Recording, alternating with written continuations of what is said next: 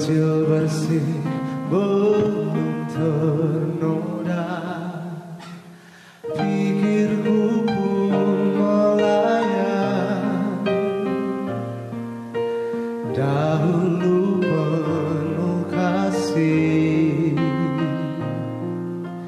teringat semua cerita orang tentang riwayatku.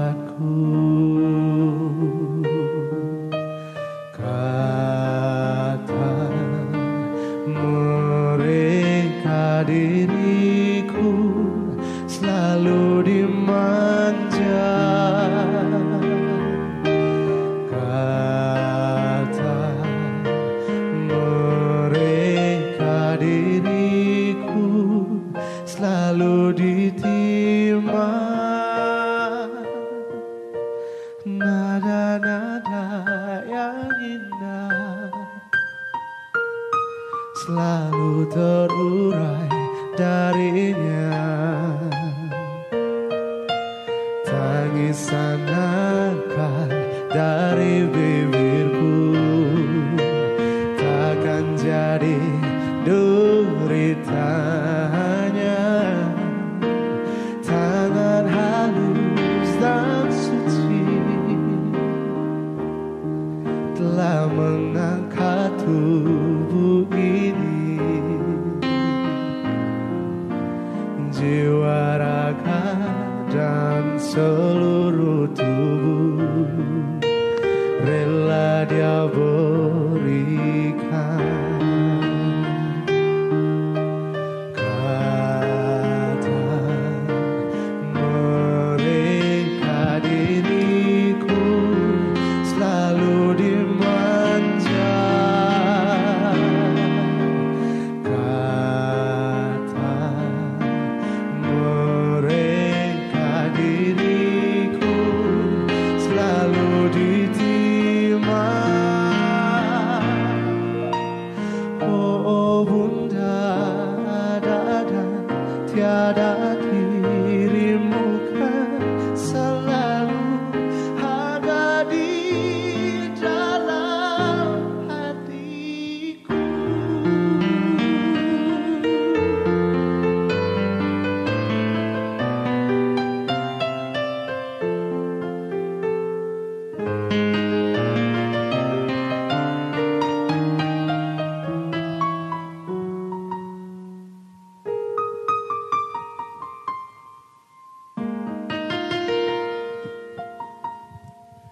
Pikirku pun melayang. Dahulu penuh kasih, teringat semua cerita orang tentang riwayatku. Kata mereka diriku selalu dimanja. Kata mereka diriku selalu diterima. Oh Bunda, dada tiada dirimu selalu ada di dalam hatiku.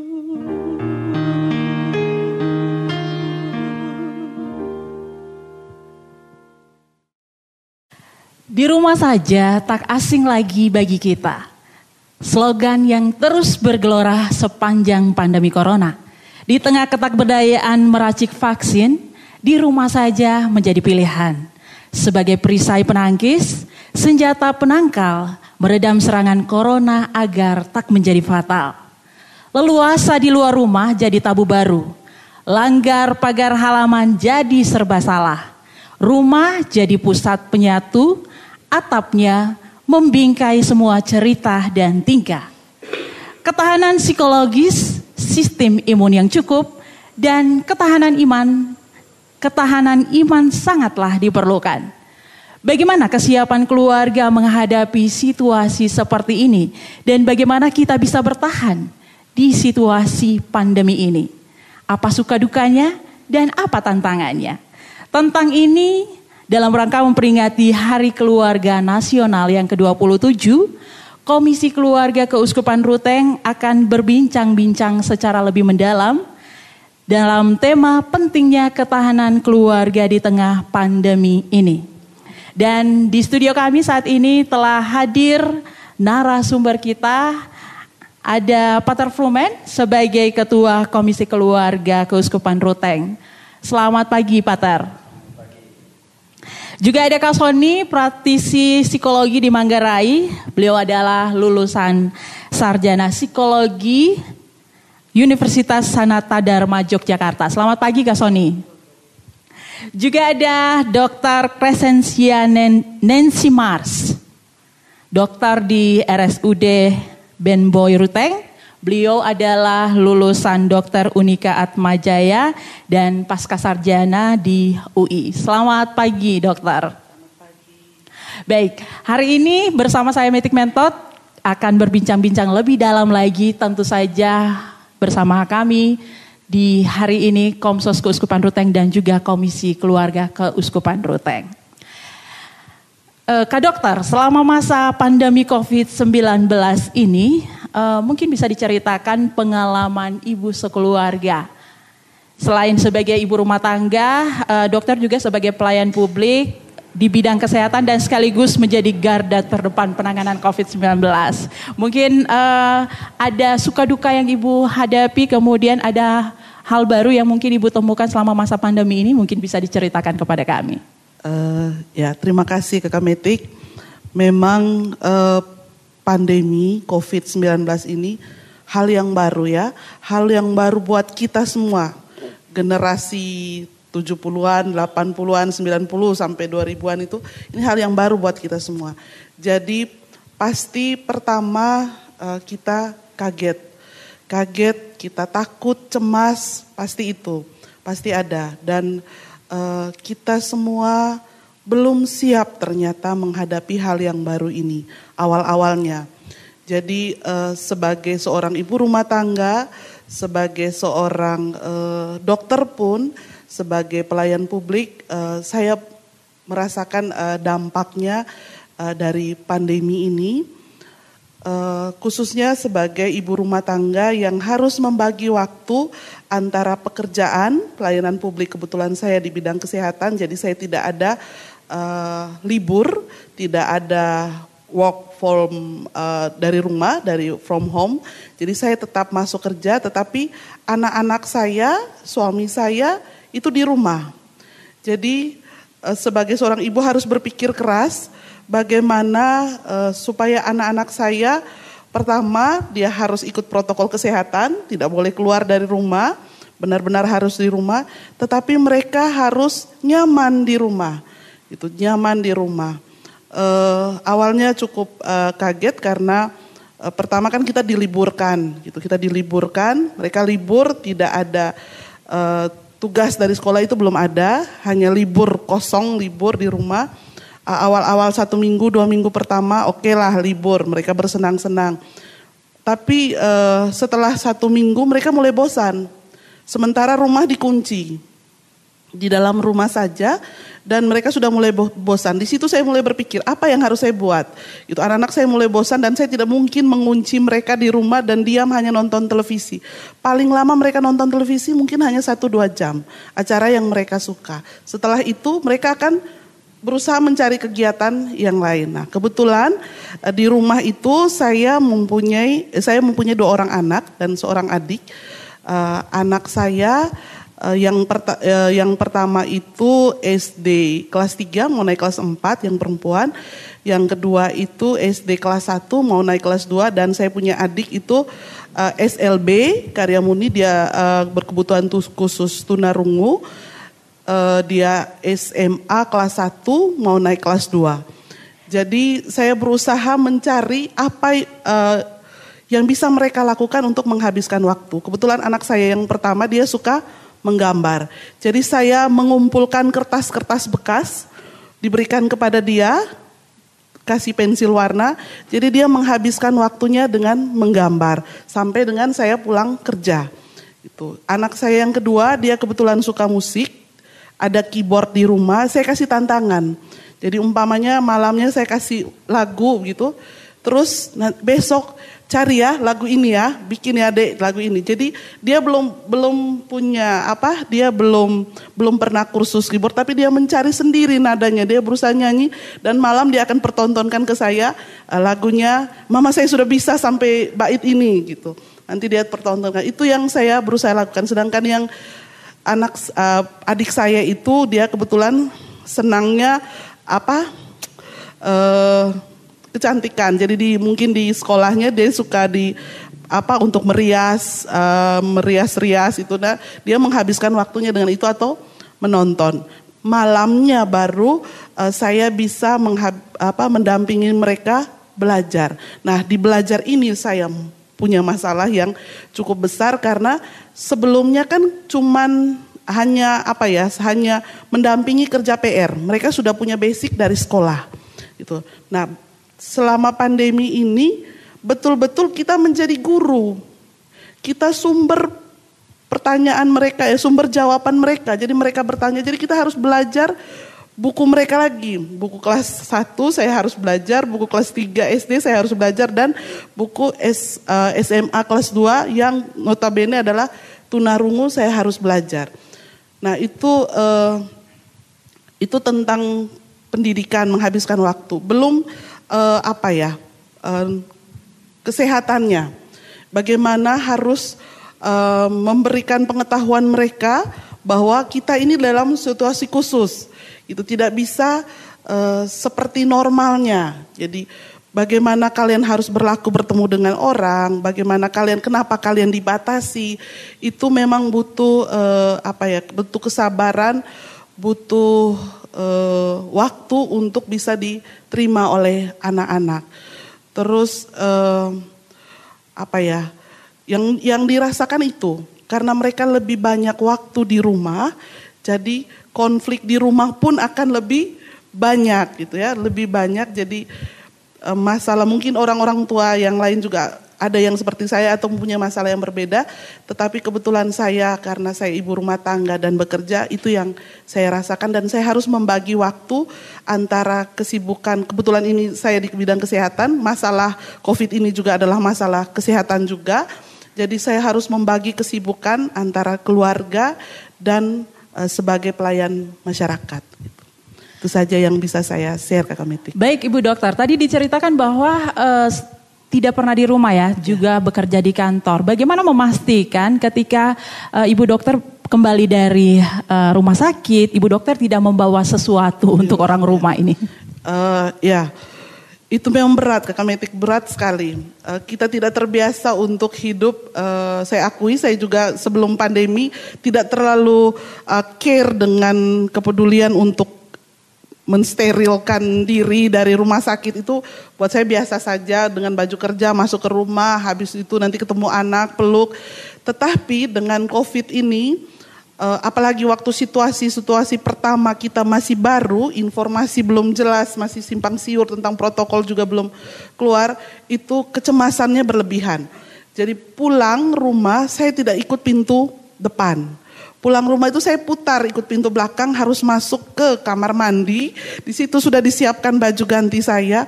Jadi saya mandi seluruh gitu ya, siram badan seluruh, baru bisa ketemu dengan anak-anak.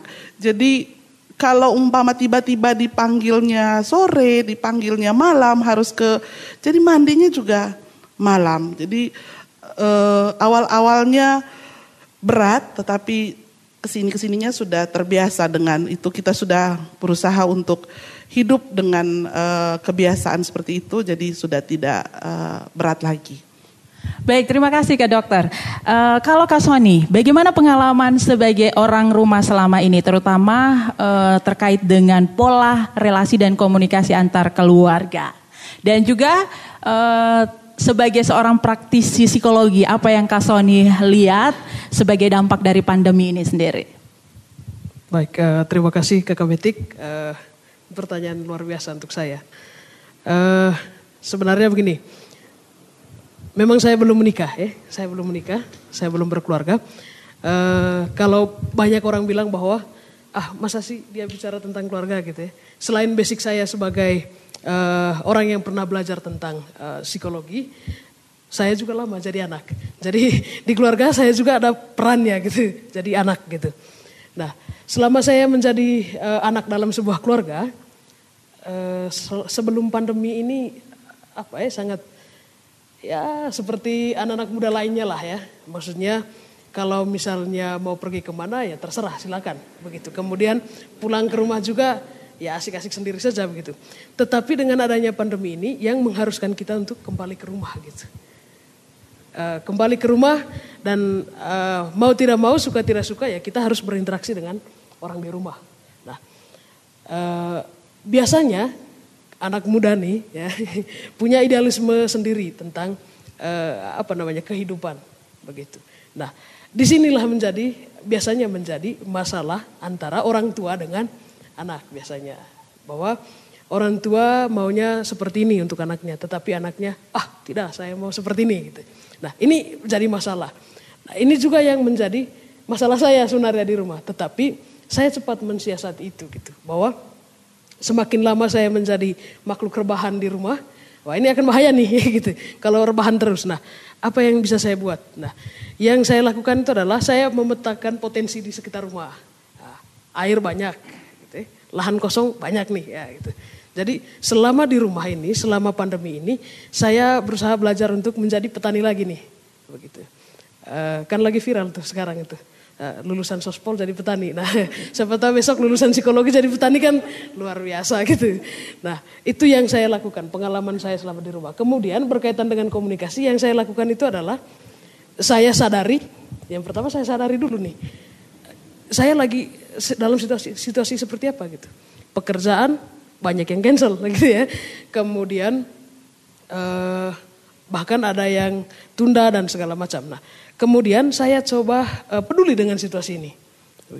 Oke, kalau saya sudah seperti ini, apa yang saya harus lakukan? Nah, disitulah proses saya, bagaimana saya berdamai dengan situasi ini. Berdamainya saya itu dengan saya tetap produktif, saya membuat sesuatu di rumah, saya bertani organik, kemudian ya setidaknya saya bisa memenuhi kebutuhan di rumah. Kalaupun ada yang beli itu bonus gitu ya, itu bonus. Kemudian saya coba mulai dengan hobi-hobi lama saya. Saya coba pergi kemana-mana memotret pemandangan. Mungkin kemarin lihat di media sosial saya foto air terjun. Nah, hal-hal seperti ini yang saya lakukan untuk mengisi kekosongan selama pandemi. Kemudian pola komunikasi dalam keluarga saya siasati dengan lebih banyak mendengar. Kemudian ini nih, penyakit kita orang muda dan era sekarang itu gadget. Nah, dengan saya berada di rumah selama ini, saya sekarang sudah tidak terlalu terikat dengan gadget. Nah, ini dampak positif bagi saya. Lebih banyak bicara hal apapun yang selama ini bagi saya itu hal yang sepele. Tetapi sekarang itu sepertinya ini hal yang menarik kalau dibicarakan di rumah gitu. Paling seperti itulah pengalaman-pengalaman saya. Banyak hal yang bisa dibicarakan, didiskusikan dalam keromantisan rumah tangga gitu ya, di rumah seperti itu. Seperti itu Kakak Betik pengalaman saya. Baik Kak Sony, itu tadi dampak untuk Kak Sony, ada yang negatif, ada juga yang positif. Terus sebagai praktisi psikologi, gimana Kak Sony melihat situasi yang dialami oleh Kak Dokter tadi? Awalnya tidak siap menghadapi situasi ini, tetapi di akhir-akhirnya bisa stabil. Bagaimana Kak Sony melihat itu? Oke, baik. Terima kasih. Jadi begini, pandemi ini, COVID-19 ini, sebenarnya hadir dan kita belum siap semuanya, siapapun, mau dia presiden siapa, sampai masyarakat kecil pun kita tidak siap ini dengan situasi seperti ini. Kemudian yang bisa kita lakukan ya seperti yang Kakak Dokter lakukan. Yang pertama bahwa kita harus sadar nih, kita harus sadar. Kemudian kita harus mulai peduli, entah dengan diri sendiri ataupun dengan keluarga kita. Saya pikir yang dilakukan Kakak Dokter ini sesuatu yang bagus dalam menghadapi situasi kita saat ini. Kemudian pandemi ini kan hadir, ya mengubah begitu banyak perilaku manusia. Ya, kalau di mata kuliahnya kami dulu ada namanya modifikasi perilaku. Ya, modifikasi perilaku manusia. Biasanya modifikasi perilaku manusia itu hanya 1 atau 2 perilaku. Tetapi dengan adanya pandemi ini ada begitu banyak perilaku. Mulai dari aktivitas yang mungkin pulang kerja kita langsung peluk anak, say hello dan segala macam. Kemudian di tempat-tempat umum kita mau pegang apa saja santai gitu. Nah sekarang semuanya harus berubah nih. Harus berubah.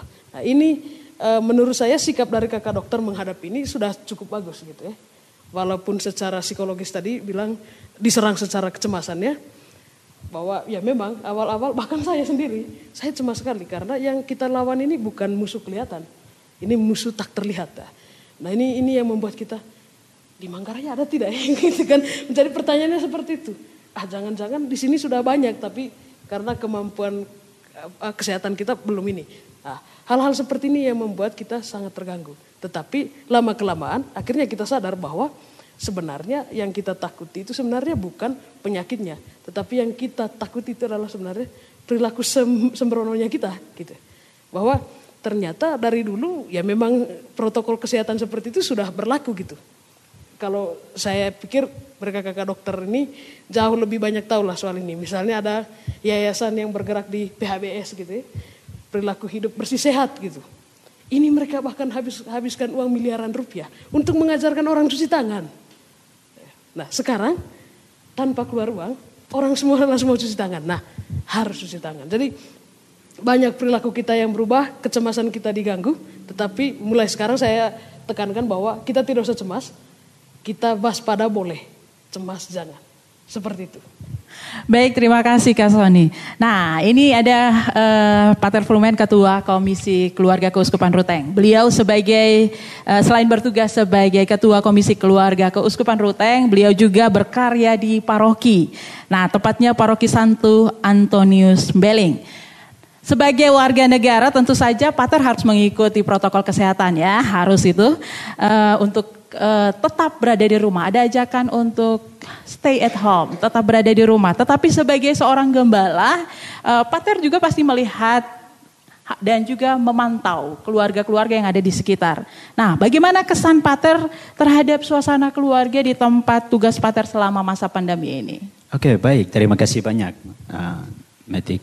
Bahwa memang pandemi ini yang paling merasakan akibat efeknya itu adalah keluarga. Keluarga-keluarga akhirnya memang mengalami begitu banyak perubahan. Anak-anak tidak bisa bersekolah, kemudian keluarga juga tidak bisa pergi ke gereja, kemudian keluarga itu tidak bisa dengan bebas berinteraksi dengan orang lain. Kemudian keluarga juga mulai gelisah. Kalau kami tidak boleh diperkenankan keluar, terus kami dapat makan dari mana? Bagaimana dengan anak-anak, masa depan anak-anak nanti kalau mereka tidak sekolah dengan baik. Itu kan keluarga memang sungguh merasakannya. Itu dari segi keluarga itu memang paling merasakan pandemi ini. Kemudian saya sebagai gembala ketika melihat keluarga saya ini ada keprihatinan. Aduh, apa yang perlu saya buat terhadap keluarga-keluarga ini. Kemudian keluarga-keluarga yang seperti ini butuh perhatian dari gembalanya. Butuh perhatian dari kami sebagai gembala. Tetapi dengan ada himbauan supaya kami juga selalu ada di rumah, di pastoran, yang memang tidak bisa berbuat lebih banyak lagi. Untuk mendatangi secara fisik tidak mungkin lagi. Karena memang situasinya dibatasi. Mulai juga jangan sampai nanti ketika saya datang saya bawa virus untuk keluarga itu. Ataupun nanti sebaliknya mungkin virus diberikan oleh keluarga, boleh dikatakan seperti itu, terjangkit dari keluarga. Itu akhirnya punya ketakutan seperti itu. Tetapi keprihatinan sebagai seorang gembala tetap, bagaimana dengan umat saya? Mereka tidak bisa berdoa dengan baik, tidak bisa datang ke gereja, begitu. Tetapi ada sesuatu yang baik juga yang saya lihat ketika saya dengar dari pengakuan mereka, entah via telepon ataupun dalam perjumpaan sederhana. Bahwa bilang, Pater, dengan situasi seperti ini, satu saja tumpuan kami itu kami bisa berdoa bersama. Ada kesempatan baik juga bahwa dengan selalu kami ada di rumah, kami bisa berdoa dengan baik juga. Bersama keluarga, apa yang selama ini kami tinggalkan, kami tidak berdoa bersama, saatnya kami untuk berdoa bersama. Itu yang saya lihat dari umat yang saya layani di paroki. Ya. Baik, Pater. Nah, di situasi pandemi ini kemarin ketika tetap harus misa ya, ada misa yang dijalankan secara virtual. Bagaimana Pater menghadapi situasi ini? Apalagi setahu saya kalau di Mbeling jaringan internetnya masih kurang, mungkin bisa dijelaskan tentang ini. Apa yang dilakukan? Benar sekali. Ketika ada anjuran supaya misa tetap dijalankan tetapi secara virtual, live streaming segala macam, di paroki saya tidak ada sinyal. Sinyalnya pun ya sedikit-sedikit saja munculnya. Jangankan sinyal, listrik saja itu kadang muncul, kadang juga lebih banyak matinya. Tetapi kami tidak kalah dengan situasi seperti ini. Cara yang kami buat adalah kami misa pakai toa. Kami pasang toa di gereja sampai 4 atau 5 toa. Kemudian kami misa dari gereja dan disiarkan, didengarkan oleh seluruh umat. Itu kami lakukan setiap minggu. Bahkan pelayanan Trihari Suci kemarin, itu kami lakukan melalui siaran melalui toa itu. Dan banyak umat yang sangat terbantu. Meskipun secara fisik mereka tidak bisa datang ke gereja, tetapi mereka bisa dengar dari rumah dan mengikutinya dari rumah. Mereka bisa berdoa dengan baik. Bahkan kami waktu itu sebelumnya kami minta mereka, keluarga-keluarga itu supaya di rumah-rumah itu disiapkan altar keluarga, meja sederhana, di situ ada patung, ada salib, ada lilin, sehingga ketika jadwal misa dari gereja mulai, kemudian keluarga-keluarga berkumpul bersama berdoa di situ. Mereka bisa mengikutinya juga di rumah. Itu. Luar biasa ya Pater ya, walaupun di tengah keterbatasan tetapi tetap menggunakan segala macam fasilitas untuk bisa membantu umat. Nah, saya mau tanya dulu ke Kakak Dokter terkait dengan perayaan misa live streaming ini. Mungkin ada kesulitankah selama masa pandemi ini? Iya Kakak Met. Awal-awal memang susah gitu, menghadirkan suasana misa dalam rumah itu tantangan tersendiri buat seorang ibu rumah tangga, khususnya saya pribadi. Awal-awal minggu pertama, hari Minggu itu saya mengajak anak-anak untuk bangun, misa jam 8. Anak-anak untuk bangun, jawaban tuh, kan kita tidak ke gereja Mama, gitu kan? Kita tidak ke gereja. Iya bangun, kita ikut misa. Terus saya minta mereka untuk cuci muka, untuk ganti baju, itu tidak mau. Jadi ya sudah, seadanya saja. Seadanya ikut misa, awalnya tidak pakai seperti yang Pater bilang pakai altar. Jadi kami hanya dari laptop terus ikut misa. Tetapi yang duduk hanya bapak sama mamanya. Anaknya tetap berkeliling di rumah sambil makan, sambil ini. Memang susah. Pertama awalnya kami susah sekali untuk menghadirkan suasana misa kudus itu saat misa virtual. Tetapi lama-kelamaan mereka berubah gitu. Mereka berubah karena kami otomatis pagi bangun orang tua dan yang lebih tua di rumah, semua yang lebih tua itu siap duduk dengan sudah disiapkan meja altar. Pertama mereka masih tidak peduli, tetapi lama-lama terbiasa karena mereka diam bergerak sendiri. Begitu kami ditanya, kami semua diam dengan ikut misa, akhirnya mereka lama-lama ikut. Yang paling saya rasakan itu doa rosario sebenarnya. Doa rosario setiap jam 6 dari radio Talagewang itu sebenarnya yang saya rasakan sangat berbeda dari biasanya. Biasanya kan kita mengunjungi rumah-rumah, terus biasanya hanya yang sempat, umpama bapak masih kemana gitu kan, anak-anak tidak mau ikut karena harus kerja PR. Tetapi dengan situasi ini, karena kami sudah otomatis jam 6 itu buka radio dan dengar dan semua duduk berdoa rosario. Biasanya mungkin hanya yang pergi, mungkin hanya utusan. Kalau saya tidak sibuk, saya yang pergi atau ada anak-anak di rumah yang pergi. Tetapi dengan situasi ini karena kami semua ada di rumah, jadi kami semua duduk dan berdoa rosario dari awal sampai akhir. kami itu puji Tuhan bisa mengikuti sampai terakhir. Dan itu jadi jadi kebiasaan. Jadi setelah selesai bulan Rosario itu anak saya tanya, Mama, kita tidak doa lagi jam 6, sudah tidak ada lagi bulan Rosario, tidak ada lagi dari radio. Jadi sudah jadi jadi kebiasaan. Awalnya berat, tetapi kalau kita menjalani dengan rutin, lama-lama jadi terbiasa dan awalnya itu misa, tadi saya tidak bisa membuat suasana misa di rumah, tetapi karena dibiasakan terus-menerus, satu keluarga sudah biasa dengan hal tersebut. Jadi puji Tuhan kita sudah bisa hidup berdamai lah ya dengan ini situasi COVID sebenarnya. Iya baik, jadi ada hal-hal baru yang dipelajari. Kita masih akan lanjutkan bincang-bincang kita di siang hari ini, namun sebelumnya kita akan simak dulu satu nomor lagu berikut ini.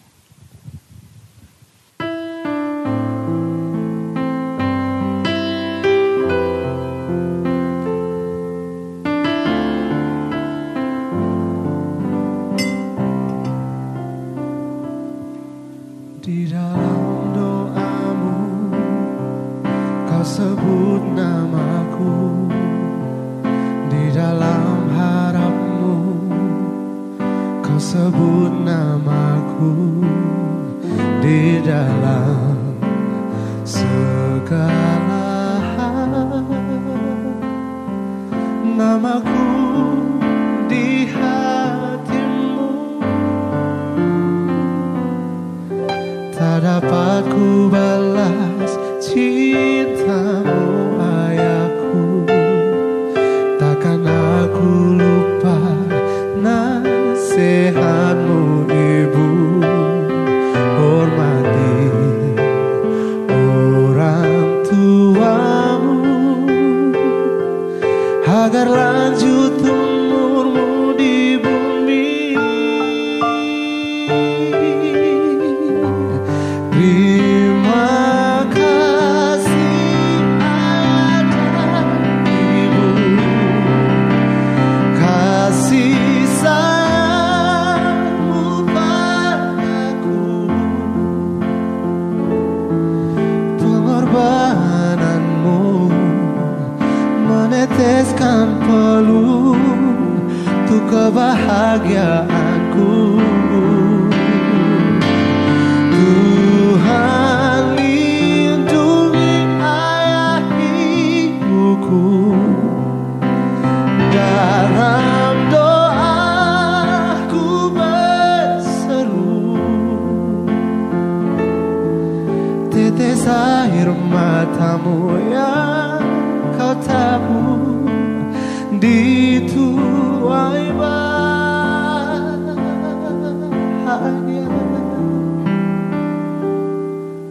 Tetes air matamu yang kau tabur dituai bahagia.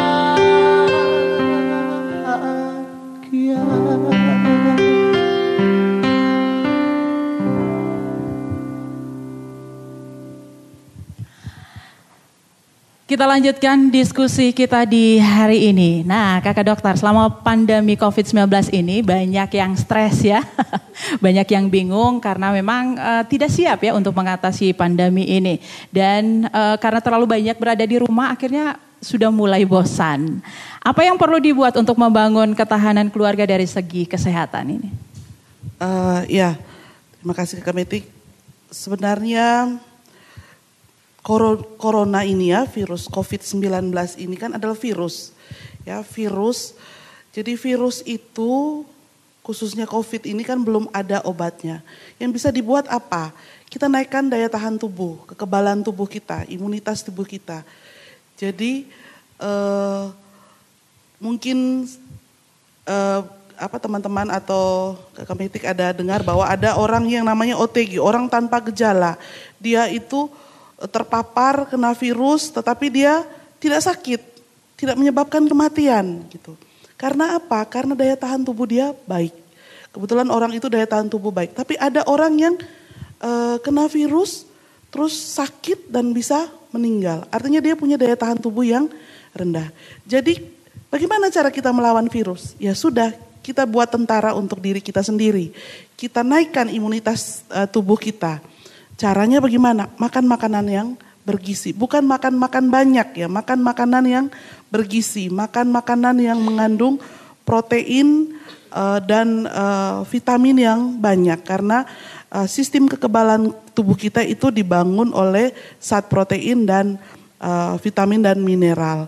Jadi untuk ibu-ibu di rumah selama masa pandemi ini pintar-pintar sudah mengolah makanan. Itu mengolah makanan, mungkin anaknya tidak suka makan daging gitu ya. Ya tidak harus daging. Gizi itu tidak harus daging. Bisa telur, bisa ikan, bisa tahu, tempe. Yang penting asupan proteinnya itu harus selalu ada setiap hari. Sehingga sel-sel kekebalan tubuhnya tetap berproduksi setiap hari. Dan dia menjadi kebal atau imun terhadap virus yang masuk. Bukan hanya virus corona, tapi virus apa saja, influenza, hepatitis, banyak virus di sekitar kita yang bisa kita lawan dengan imunitas tubuh kita. Jadi itu yang pertama, naikkan imunitas tubuh, kekebalan tubuh. Yang kedua adalah kita kenali dulu tadi, kita sudah kenal tentang virus ini, tentang COVID ini kita sudah kenal bagaimana dia menular, bagaimana dia menyebabkan penyakit. Maka kita cegah, kita potong mata rantai penularannya. Dengan apa? Dengan pencegahan, pencegahannya itu tadi yang disebutkan oleh Nana Sony itu cuci tangan, rajin. Kenapa harus rajin cuci tangan? Karena di tangan kita ini, kita kan tangan itu sentuh di mana-mana. Virus itu melekat di mana-mana. Nah kalau kita cuci tangan pakai sabun tentunya, maka itu virus itu bisa mati. Kenapa selalu dianjurkan untuk cuci tangan? Cuci tangan juga tidak sembarang cuci tangan. Tadi yang dibilang Kakak Sony sampai keluar miliaran untuk mengajarkan cara cuci tangan. Cuci tangan itu bukan hanya taruh di air, tetapi ada tahapan. Artinya apa? Seluruh permukaan tangan kita, tahapan-tahapan itu tadi, seluruh permukaan tangan kita itu terkena dengan sabun, dengan desinfektan, sehingga virusnya diharapkan mati. Itu yang kedua. Terus yang kedua, pakai masker. Kenapa harus pakai masker? Karena ternyata virus corona ini atau COVID-19 ini, dia penularannya melalui droplet, melalui semburan dari saluran pernapasan. Sehingga kita melindungi diri kita dengan pakai masker. Orang yang terkena COVID, semburan napas dia yang mengandung virus tidak menularkan ke orang lain. Kita pun yang tidak ada virusnya tidak menghirup udara dari orang yang terkena virus. Kenapa selalu disarankan untuk pakai masker? Jaga jarak minimal 1 sampai 1,5 meter. Karena virus itu katanya dia dropletnya itu akan terbang atau bergerak itu sejauh 1 sampai 1,5 meter. Jadi kita diharapkan untuk jaga jarak, cuci tangan, naikkan imunitas tubuh. Itu yang bisa kita buat untuk mencegah atau memutus rantai penularan dari COVID-19 ini. Itu yang disarankan. Oke, baik Kak Sony, kira-kira mengapa mereka mengalami situasi seperti ini, situasi stres, bingung, kemudian bagaimana cara membangun ketahanan keluarga dari segi psikologis ini? Baik, terima kasih. Sebenarnya begini, ketika misalnya kita dalam kondisi yang tidak sesuai yang kita inginkan, biasanya muncul yang namanya tekanan atau stresor ya, tekanan. Kemudian tekanan ini ada 2, ada eustress itu yang bagus, yang hasil akhirnya produktif, dan yang kedua distress. Distress ini tekanan yang negatif, begitu. Dan biasanya tekanan yang negatif ini kalau misalnya ketahanan psikologisnya kurang bagus, ini bisa berujung pada burnout. Burnout ini blank sudah, nah, itu. Maksudnya sudah tidak bisa buat apa-apa lagi sudah, seperti itu. Nah kemudian ketika kita mengikuti kampanye hashtag di rumah aja, gitu ya. Kemudian kita coba ikuti itu, lalu ternyata kita bosan nih, baru 2 hari di rumah, kenapa membosankan sekali. Nah kita lupa dan kita bahkan tidak tahu bahwa sebenarnya dalam istilah klinis, dalam keluarga ada yang namanya pola relasi yang toksik dalam keluarga. Kalau pacaran ada, dalam keluarga juga ada, begitu toksik. Nah, saya coba mengajak kita untuk berpikir apa saja sih yang bisa dikatakan bahwa keluarga ini bisa dikategorikan toksik gitu ya. Yang pertama itu keluarga yang pola asuhnya dengan kekerasan. Dengan kekerasan. Entah itu verbal, non verbal. Ya, itu semua sudah masuk dalam kategori itu. Kemudian saling menyalahkan. Semuanya merasa benar dalam rumah. Nah, itu. Kemudian hukuman tanpa alasan jelas. Begitu. Sudah begitu yang paling banyak terjadi di Manggarai, di keluarga-keluarga Manggarai, sanksi yang tidak relevan. Anaknya tidak bisa baca, sanksinya berlutut gitu. Maksudnya apa hubungannya berlutut dengan tidak bisa baca gitu. Nah, ini salah satu contoh misalnya keluarga yang toksik. Kemudian adanya pengabaian pada satu sama lain dalam keluarga. Istri omong, suami abaikan atau anak abaikan, anak bicara juga demikian atau sebaliknya seperti itu. Kemudian kompetisi yang tidak sehat dalam keluarga. Ya. Kenapa banyak orang yang malas di rumah, apalagi yang misalnya kita yang harusnya sudah punya pekerjaan, itu tiba-tiba ada di rumah. Ya karena ujung-ujungnya yang dibicarakan itu pekerjaanmu apa, pendapatanmu bagaimana, kehidupan keuangan keluargamu bagaimana. Nah, hal-hal seperti ini yang biasanya menjadi toksik, racun bagi diri kita, pribadi kita dalam keluarga. Nah Kak Sony, ya, dari situasi-situasi itu tadi, bagaimana cara kita bangkit? Oke, baik. Ada beberapa hal yang bisa kita lakukan, baik itu secara kesehatan fisik maupun kesehatan mental yang bisa kita lakukan.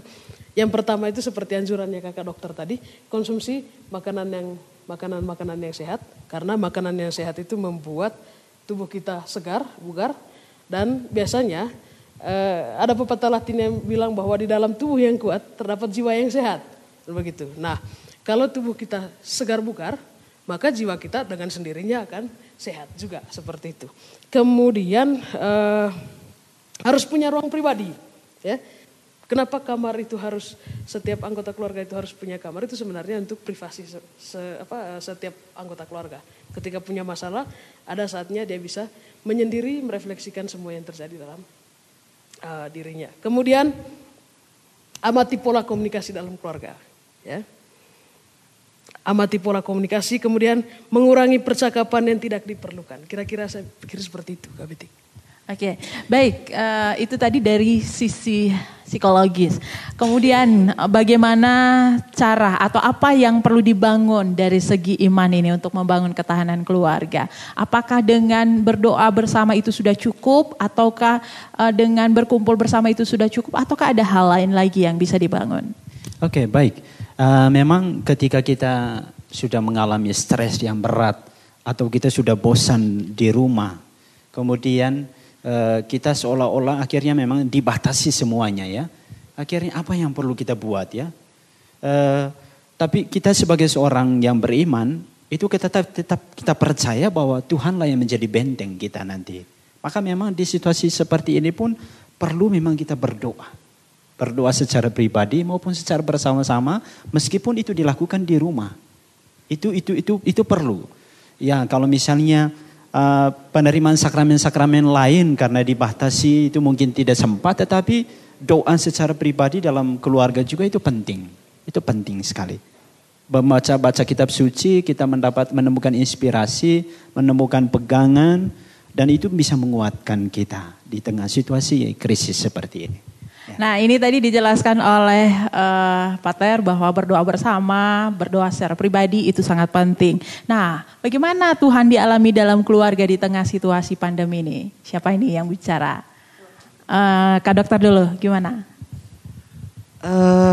Ya, dengan kalau pengalaman saya ya dengan pandemi ini memang pertama tadi kita dari kecemasan, ketakutan, tidak ada yang bisa tolong. Tidak ada obatnya ini. Jadi memang tumpuan terakhir kita pada Tuhan. Jadi kalau pengalaman saya saat berdoa bersama keluarga itu selalu menyelipkan doa untuk supaya virus ini cepat berlalu. Itu cepat berlalu karena ya kita semua tahu kuasa manusia, segala macam orang pintar di dunia ini sudah berusaha tetapi masih tetap virus ini masih tetap menyebar tanpa kontrol. Dan yang terakhir harapan kita hanya pada kuasa Tuhan. Jadi saya di rumah dengan keluarga setiap hari kami menyisipkan doa penyerahan sama Tuhan. Semoga kuasa Tuhan saja yang bisa membuat kita bebas dari corona ini. Bukan hanya kita bertahan, tetapi corona ini harus habis dari muka bumi. Seperti dulu penyakit cacar bisa habis dari muka bumi. Gitu. Polio juga sebentar lagi habis dari muka bumi. Jadi semoga corona pun habis dari muka bumi dengan kuasa Tuhan. Itu yang kami lakukan setiap hari di rumah. Jadi penyerahan total kepada Tuhan. Bagaimana dengan Kak Sony? Apa yang Kak Sony alami? Oke. Dengan selama pandemi ini pengalaman iman yang saya alami sih sebenarnya lebih ke bagaimana kita bisa rindu dengan Tuhan. Biasanya anak muda kan ya seperti biasa gitu, anak muda apa sih ke gereja gitu, buat apa ke gereja. Tetapi dengan adanya pandemi ini yang buat kita akhirnya bahwa kayaknya kita butuh ini nih, butuh pertahanan terakhir nih. Seperti filosofis, ada satu suku di Jepang, mereka bilang bahwa pertahanan terakhir itu ketika kamu berlutut dan menghadap matahari. Nah ketika itu pertahanan terakhir kita itu ketika kita berlutut dan menghadap Tuhan bahwa ya berserah ya. Berserah itu paling total sudah. Jadi selain asupan makanan yang bergizi juga asupan lain. Asupan rohani itu penting. Rohani itu penting juga. Iya. Baik, yang terakhir apa pesan Ibu Dokter untuk keluarga-keluarga di tengah pandemi ini? Pesan saya ya kita jangan larut dalam ketakutan. Kita jangan larut dalam kecemasan dan tidak buat apa-apa. Gitu. Kita harus lawan. Kita harus lawan virus ini. Lawan bukan berarti menantang. Ayo virus, ini saya kebal, tidak, bukan. Tetapi bagaimana kita menyesuaikan diri, hidup dengan protokol-protokol kesehatan. Kita berusaha memutus mata rantai pencegahan. Tadi saya sudah sampaikan meningkatkan imunitas tubuh dengan makan makanan yang bergizi, rajin cuci tangan, terus berusaha untuk membatasi perkumpulan yang kontak erat.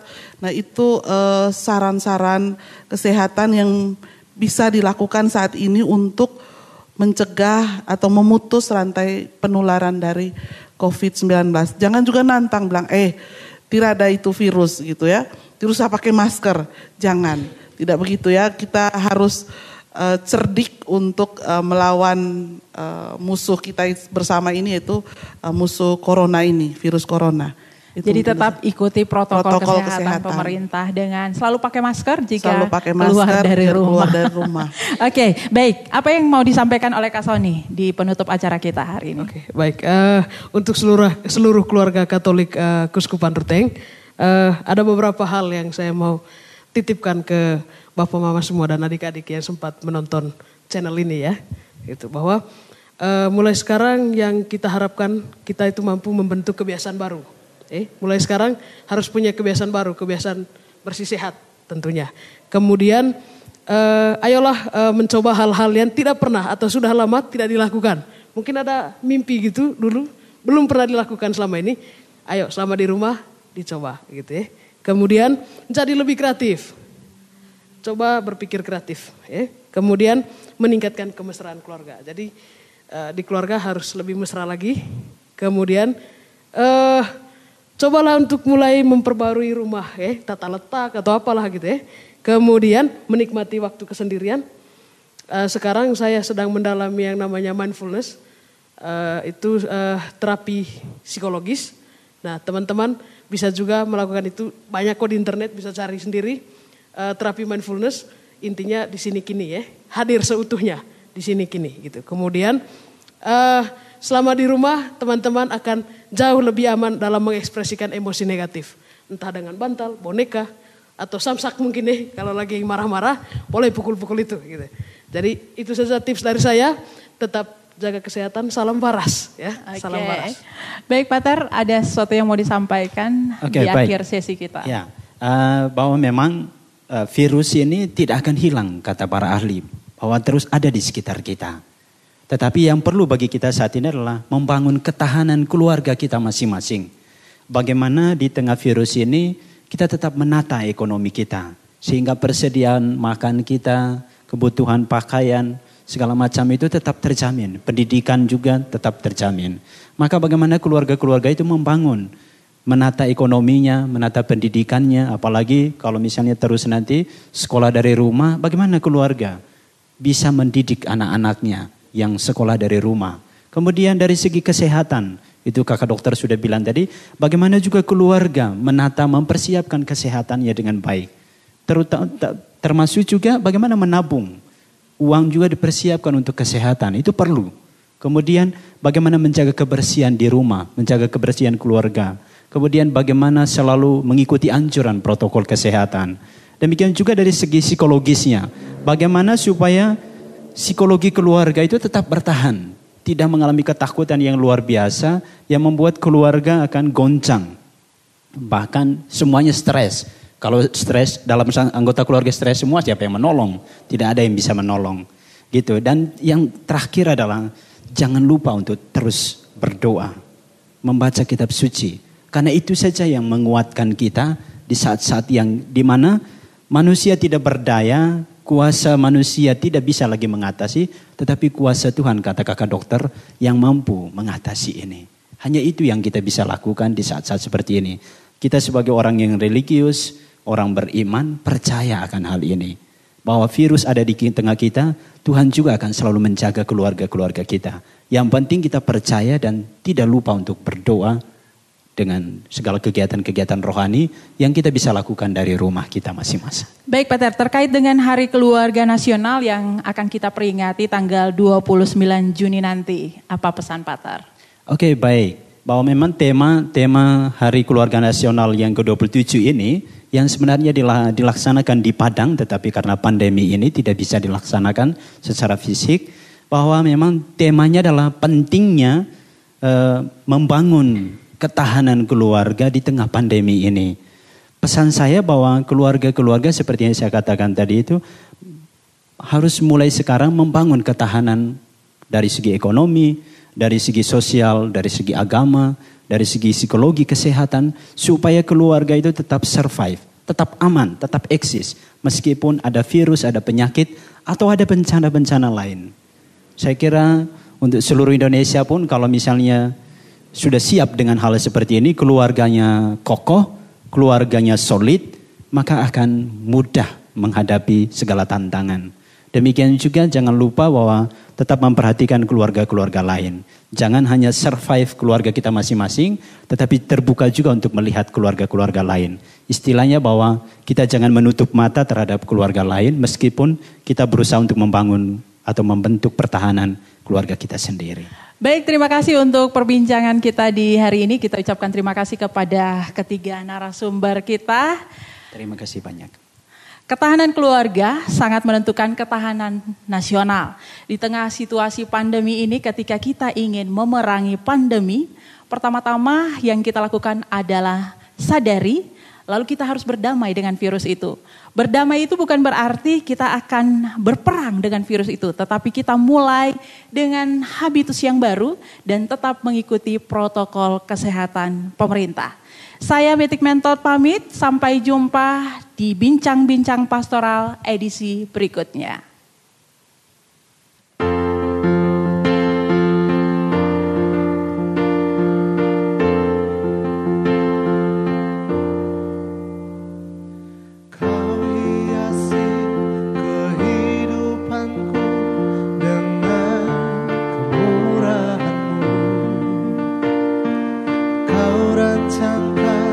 Masa depanku penuh dengan harapan.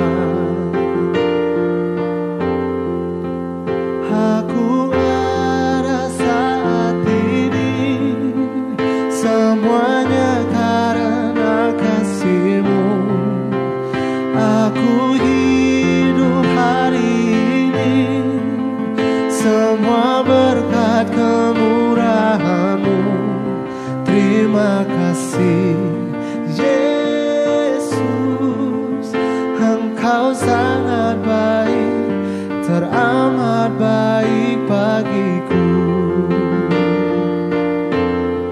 Terima kasih Yesus, Engkau sangat baik, teramat baik bagiku.